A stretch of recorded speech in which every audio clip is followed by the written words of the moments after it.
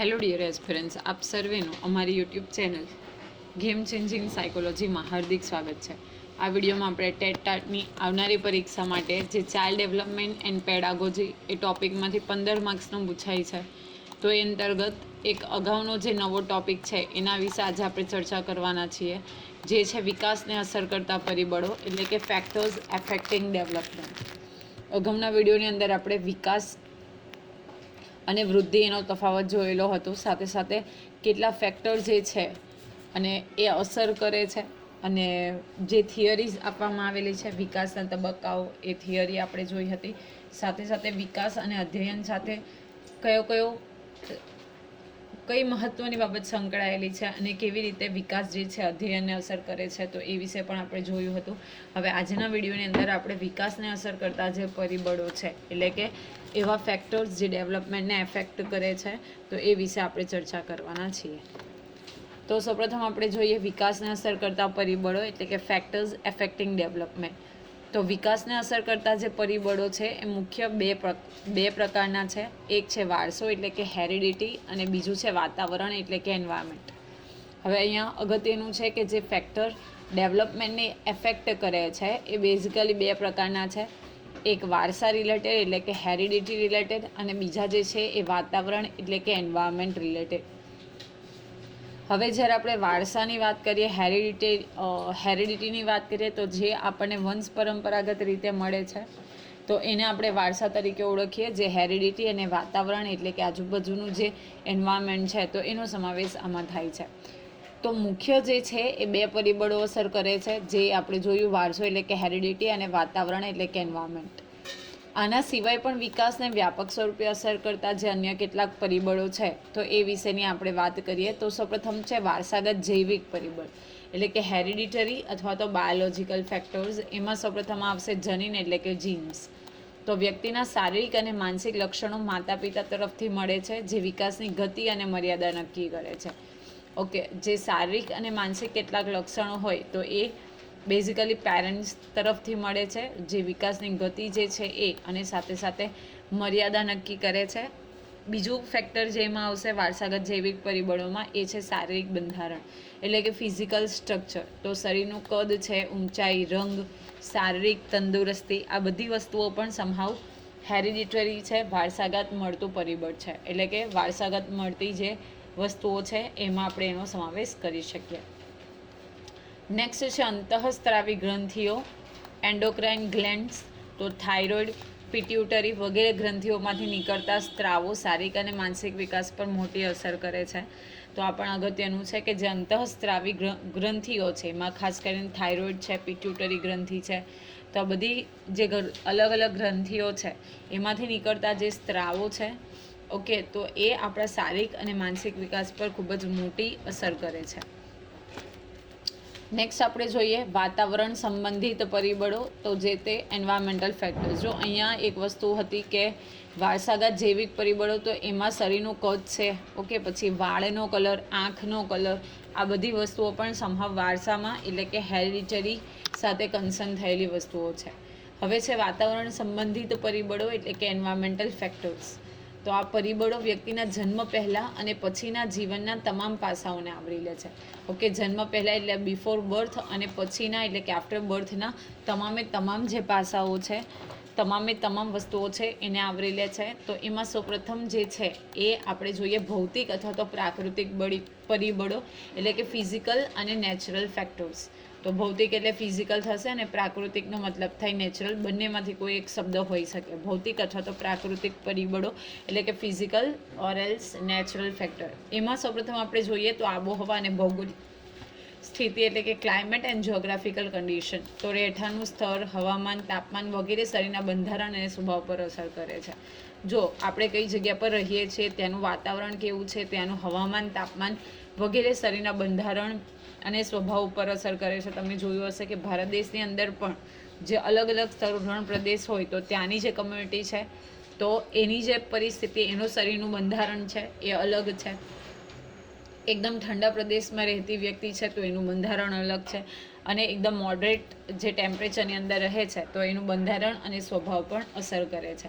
એટલે જે કયા સ્થળ ઉપર તમે રહો છો એ સાથે સાથે ત્યાંનું હવામાન કેવું છે, તાપમાન વધારે ઓછું જે પ્રમાણે હોય એ પ્રમાણે એ વ્યક્તિના બંધારણ અને સાથે સાથે જે તે સ્વભાવને પણ અસર કરે છે, એટલે કે વ્યક્તિના સ્વભાવને અસર કરે છે. પછી છે આહાર અને પોષણ, એટલે કે ડાયટ અને ન્યુટ્રિશન. તો સંતુલિત આહાર અને યોગ્ય પોષણ શારીરિક અને માનસિક વિકાસ માટે આવશ્યક છે.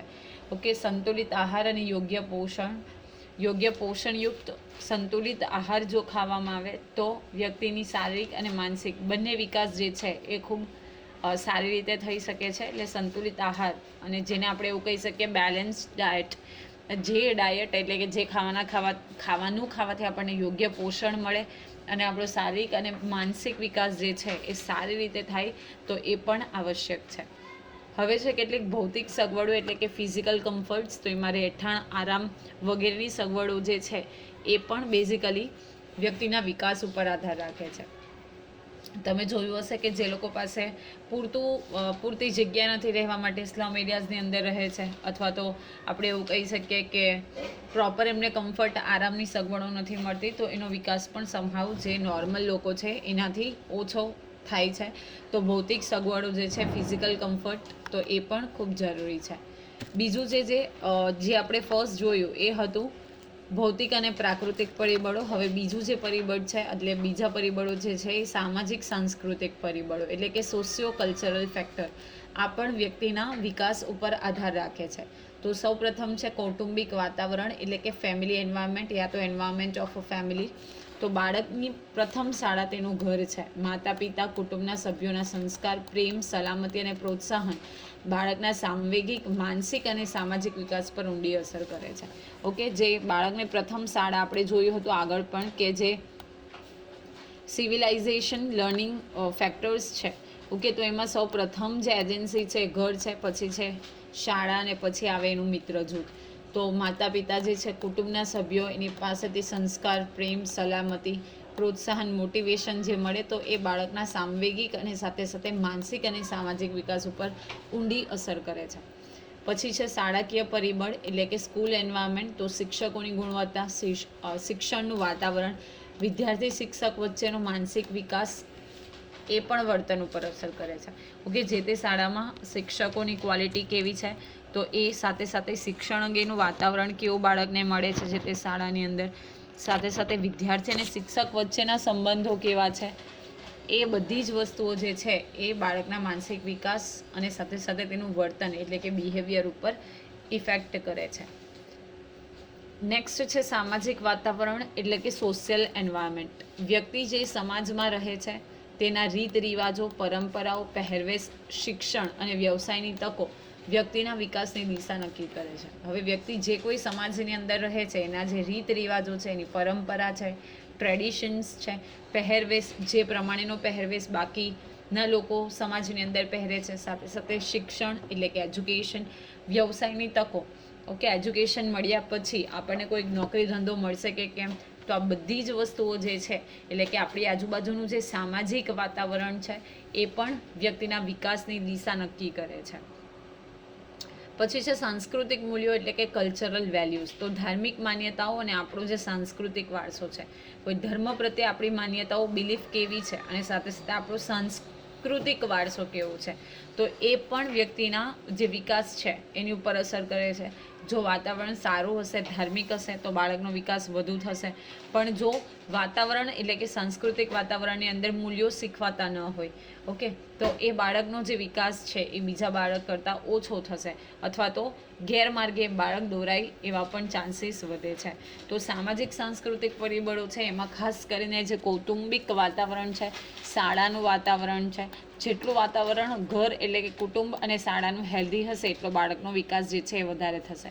પછી છે સામાજિક વાતાવરણ, એટલે કે સોશિયલ એન્વાયરમેન્ટ. તો એમાં સમાજમાંથી જે રીત રિવાજો, પરંપરાઓ, પહેરવેશ એટલે કે કપડાં જે છે, શિક્ષણ અને વ્યવસાયની તકો, એ પણ વિકાસની દિશા નક્કી કરે છે. સાંસ્કૃતિક મૂલ્યો જે છે, કલ્ચરલ વેલ્યુઝ, કેવી માન્યતાઓ આપણી ધર્મને લગતી છે, અને આપણો સાંસ્કૃતિક વારસો. જો ભારતનો જે વારસો છે એ ખૂબ જ આપણે એવું કહી શકીએ કે વિવિધતાથી ભરેલો છે અને સાથે સાથે એકદમ રીચ છે, ઓકે, તો ઘણા બધા જે સાંસ્કૃતિક મૂલ્યો છે એ પણ આપણા વિકાસ ઉપર અસર કરે છે. અને કદાચ એટલા જ માટે આપણે ધર્મની પણ ઉજવણી કરીએ છીએ કે આપણા તહેવારોની ઉજવણી કરીએ છીએ. આપણા જે એકદમ બિઝી શિડ્યુલ્ડ હોય એમાંથી થોડું ચેન્જ મળે, સાથે સાથે જે તે આપણી માન્યતાઓ છે, ધાર્મિક માન્યતાઓ એ પણ જળવાઈ રહે, પેઢી દર પેઢી એ જે છે એ મળતી રહે. તો એ રીઝન્સને લઈને આપણે તહેવારોની પણ ઉજવણી કરતા હોઈએ છીએ. બીજા કેટલાક અન્ય પરિબળો જે છે અધર ફેક્ટર્સ, તો એ પણ વિકાસને અસર કરે છે. જેમ કે દેશના આર્થિક કે ઔદ્યોગિક વિકાસ માટે નીચેના પરિબળો પણ મહત્વના છે. હવે દેશના આર્થિક અને ઔદ્યોગિક વિકાસની આપણે વાત કરીએ તો આર્થિક પરિબળો છે જેમ કે મૂડી, શ્રમ, ટેકનોલોજી, ઉદ્યોગ, વેપાર અને બજાર. રાજકીય પરિબળોની વાત કરીએ તો જે તે સરકારની નીતિઓ, કાયદાઓ, રાજકીય સ્થિરતા, શાંતિ અને સુરક્ષા. જે દેશમાં કાયદાઓ દરેકે દરેક દેશમાં હશે, પણ જ્યાં આપણે એવું કહી શકીએ કે ભારત જેવા જે લોકશાહી દેશ છે તો એમાં ભારતના લોકોને એટલે કે સિટીઝન્સને સેન્ટરમાં રાખીને કાયદા બનાવવામાં આવે છે, જ્યાં રહેતા લોકોની સલામતી હોય. ઓકે, રાજકીય સ્થિરતા છે એટલે કે જે કોઈ ગવર્મેન્ટ રૂલ કરે છે એ પ્રોપરલી સ્થિર રહીને રૂલ કરે છે. સાથે સાથે શાંતિ અને સુરક્ષા પણ જળવાયેલી હોય એ જરૂરી છે. જો જે દેશમાં શાંતિ નથી, સુરક્ષા નથી, સાથે સાથે રાજકીય સ્થિરતા નથી, એટલે કે જે તે સરકાર છે, ઓકે, તો એ સરકાર લાંબા સમય સુધી ટકી નથી શકતી. વિરોધ પાર્ટીવાળા હોય એટલે કે ઓપોઝિટ પાર્ટી હોય એનો કન્ટિન્યુઅસલી ઓપોઝ કરતા હોય, સરકાર ઉથલાવી નાખવામાં આવે, તો આ બધા પરિબળોને કારણે પણ સંભાવ જે ત્યાં લોકો વસે છે એના વિકાસમાં નેગેટિવ જે ઇફેક્ટ છે એ આપણે જોઈ શકીએ છીએ. પછી છે તકનીકી પરિબળો એટલે કે ટેકનિકલ ફેક્ટર્સની આપણે વાત કરીએ તો નવી નવી શોધો, ટેકનોલોજીનો વિકાસ, સંચારના સાધનો એટલે કે કમ્યુનિકેશન મીડિયમ્સ છે, તો એનો પણ ઉપયોગ જો જે દેશમાં ટેકનોલોજી સારી હોય, ટેકનોલોજીનો વિકાસ થતો હોય, નવી નવી શોધો ઉપર દેશ જે છે આધાર રાખતો હોય, સંચારના સાધનો ખૂબ સારા હોય, તો ત્યાં રહેતા લોકોનો વિકાસ જે છે ખૂબ સારી રીતે થઈ શકે છે. પછી છે માનવ સંસાધન, તો લોકોની કુશળતા, શિક્ષણ, આરોગ્ય અને કાર્યક્ષમતા. જો સૌથી વધારે હ્યુમન રિસોર્સ જે છે ખૂબ અગત્યનું છે. ગમે દેશ છે તો ત્યાં વસતા લોકો જે છે એનું મુખ્ય રિસોર્સ છે એટલે કે સંસાધન છે. હવે જે ત્યાંના લોકોની કુશળતા છે એટલે સ્કિલ છે, એમને મળતું એજ્યુકેશન છે, એની હેલ્થ છે, એની કાર્યક્ષમતાની આપણે વાત કરીએ એટલે કે વર્કિંગ એબિલિટી છે, ઓકે, એફિશિયન્સી છે, વર્ક એફિશિયન્સી.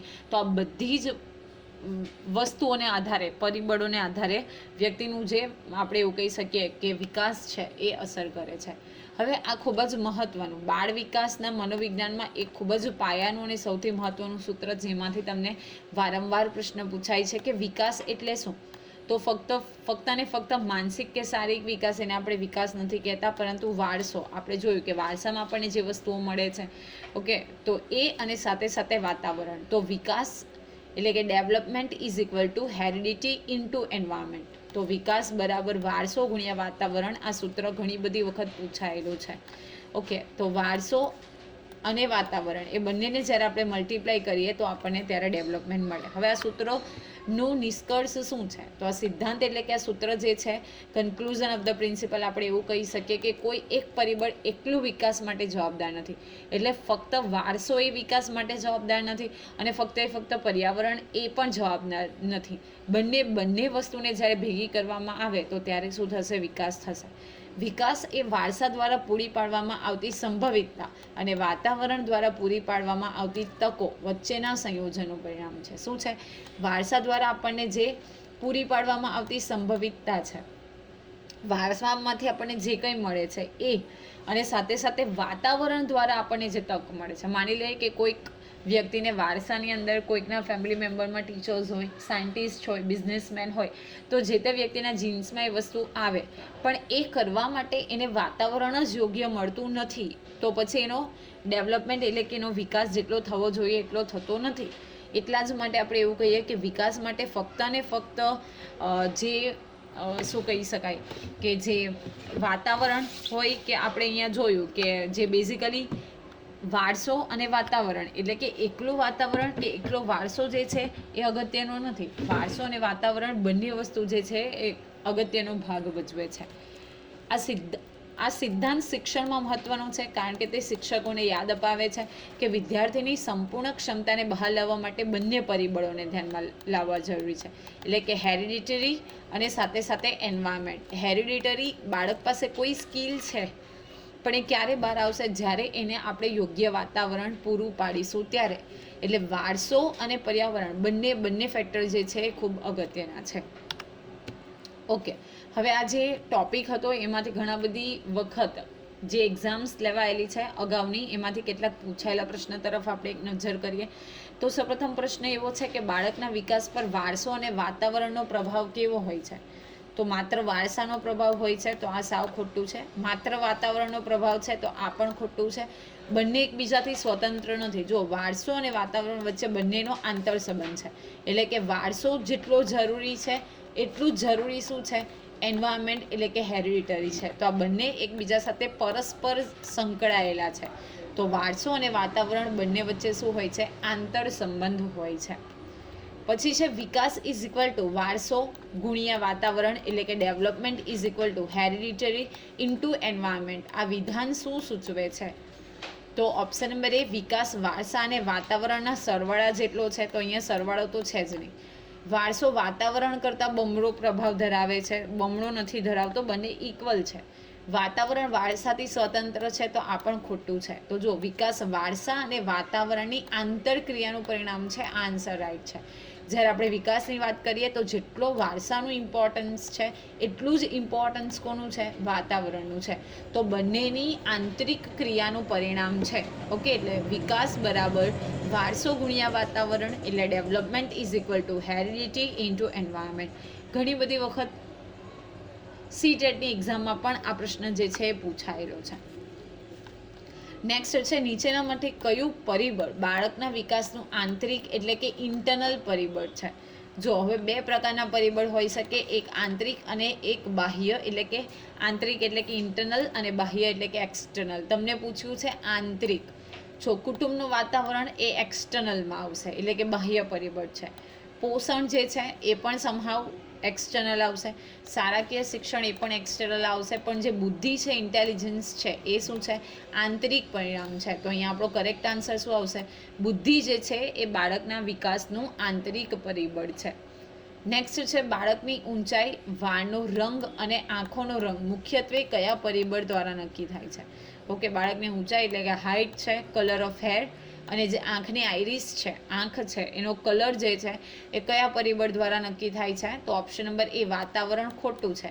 સામાજિકીકરણ, આ પણ ખોટું છે. સોશિયલાઇઝેશન, શિક્ષણથી કેવી રીતે તમે ઊંચાઈ, વાળનો રંગ નક્કી કરવાના? તો અહીંયા આન્સર આવશે વારસો એટલે કે હેરિડિટી. ઓકે, જનરલી જે માતા પિતાના વાળનો કલર હોય, આંખની કીકીનો કલર હોય, ઓકે, ઊંચાઈ જે છે બાળકોની, આ બધી જ વસ્તુ એને શેમાં મળે છે? વારસા એટલે કે હેરિડિટીમાં મળે છે. નેક્સ્ટ ક્વેશ્ચન આપણે જોઈએ તો નીચેનામાંથી કયું પરિબળ બાળકના વિકાસનું બાહ્ય એટલે કે એક્સટર્નલ પરિબળ છે? હમણાં આપણે ઇન્ટરનલ પરિબળ જોયું હતું, હવે એક્સટર્નલ વિશે પ્રશ્ન છે. ઓપ્શન નંબર એ, જનીન જીન્સ, તો એ નથી, એ વારસાગત પરિબળ છે. સ્વાસ્થ્ય એ આંતરિક આવશે, મગજનો વિકાસ એ પણ આંતરિક આવશે. પણ સંસ્કૃતિ અને પરંપરા જે છે, કલ્ચર અને ટ્રેડિશન, એ કેવું છે? બાહ્ય પરિબળ છે. જેવું સંસ્કૃતિ આ બાહ્ય મળે છે, એટલે કે બહારથી આપણે જોઈએ છીએ, શીખીએ છીએ, અને જે પરંપરા એટલે કે ટ્રેડિશન છે, તો આ બંને જે ફેક્ટર છે એ વિકાસના કેવા પરિબળ છે? બાહ્ય પરિબળ તરીકે આપણે ઓળખીએ છીએ. નેક્સ્ટ છે, બાળકના સામાજિક વિકાસ એટલે કે સોશિયલ ડેવલપમેન્ટ પર સૌથી વધુ અસર કરતું વાતાવરણનું પરિબળ કયું છે? ઓકે, સોશિયલ ડેવલપમેન્ટની વાત કરીએ તો સૌથી વધારે અસર કરતું વાતાવરણનું પરિબળ તમને પૂછાયેલું છે. એટલે કે સૌથી વધારે અસર કરતું સોશિયલ ડેવલપમેન્ટ ઉપર કયું ફેક્ટર છે? જો હવામાન નહીં આવે, શારીરિક બંધારણ એ તો આપણું ઇન્ટરનલ કહી શકીએ અથવા તો હેરિડિટરીથી મળે છે. બુદ્ધિઆંક એટલે કે આઈક્યુ આપણને અહીં આવે, ઇન્ટેલિજન્ટ ક્વોશન્ટ. તો કુટુંબ અને મિત્રોનું જૂથ જે છે, ફેમિલી અને પિયર ગ્રુપ, આ બંને જે છે એ સામાજિક વિકાસનું સૌથી મહત્વનું અને સૌથી મહત્વનું આપણે એવું કહી શકીએ સૌથી વધુ અસર કરતું પરિબળ જે છે. તો આશા રાખું છું કે આજના વિડીયોમાં જે આપણે ડિસ્કશન કરી એમાં તમને સમજ પડી હશે. વિડીયો પસંદ પડે તો વિડીયોને લાઇક કરી અને શેર કરવાનું ભૂલશો નહીં. અને આવી જ વધુ અપડેટ્સ મેળવવા માટે even you can subscribe our YouTube channel game changing psychology. Thank you for watching the video. Have a nice day.